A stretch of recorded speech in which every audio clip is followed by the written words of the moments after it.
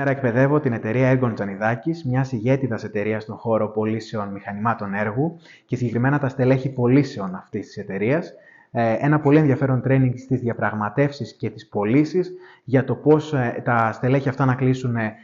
αποδοτικά deals με αγοράστριες εταιρείες, το πώς να μεγιστοποιήσουν την αξία της διαπραγμάτευσης και πώς εν τέλει να συνθέσουν μια συμφωνία η οποία θα τους οδηγήσει